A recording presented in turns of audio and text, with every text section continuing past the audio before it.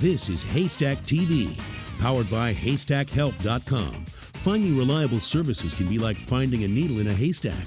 With HaystackHelp.com, finding the needle just got a lot easier. Now here's the host of Haystack TV, Chris Kane. Behind closed doors, domestic violence affects the lives of millions of people every year.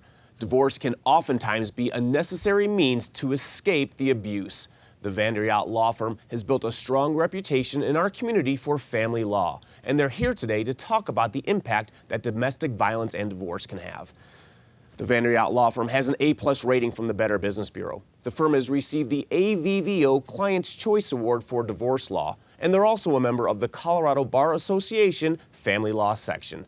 Attorney Culver Van Der Jagt is here to tell us what you need to know about domestic violence and divorce. Thanks for being here. Thank you for having me. So we have you on the show a lot talking about divorce. Today we're going to be talking about domestic violence and the role that it can play in divorce. So a lot of people, they know domestic violence means abuse, physical abuse, but there's a lot more to it, isn't there? There certainly is. Domestic violence, let's be clear, is one of those unfortunate gifts that keeps on giving through the generations, and I've seen it as many as 5 generations.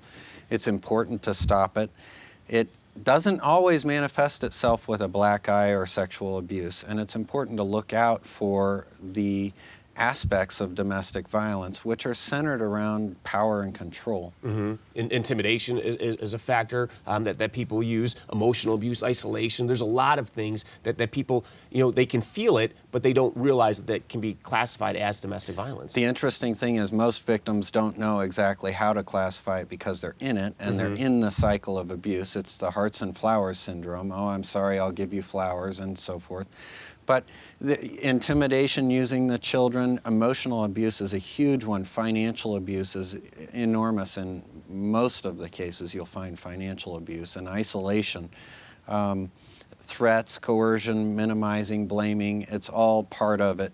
And it seems that each time you allow one more of those things happen, there's more power and control, and it does generally lead to a more serious situation where you can't really get out. How common is it?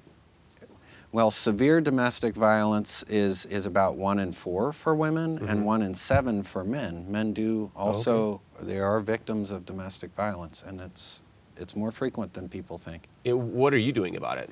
We do quite a bit about it. We've centered our firm around getting people out of it. We've got wonderful resources to help. We've worked out a great way to help people that are in domestic violence situations. I will have to say, if you feel like you're in one, I've been around enough to know that you don't want to go Googling my firm on your web browser.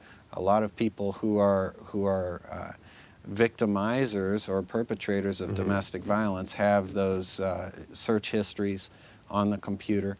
They look at your phone, or you don't even have a phone or a car. Right, so really it's something you probably don't want to share with the abuser. It could just lead to more abuse. You would definitely want to very discreetly get a hold of me. You can do that from the public library or someone else's computer or someone else's telephone. That's the safest way to do it. What else? And then we'll get you on the right track. Okay, what else should a person do if they are in the cycle? I mean, the first thing they do should be contact you, but is there other things they can do too?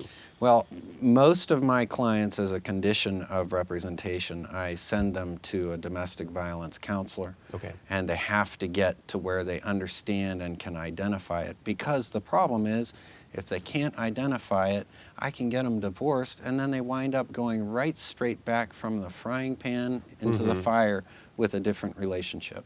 And that is something we've prided ourselves very much in getting our clients heavily educated on it, and I don't think I've seen clients go back into a domestic violence situation yet. And that's really something I'm proud of. No, that is something to be very proud of, and you bring up such a key point. You have to be able to identify that. So if they do feel like they are in this cycle, let's have them call you. I'm going to give them information on how to do that. Thank you so much for sharing this information. It is so very important.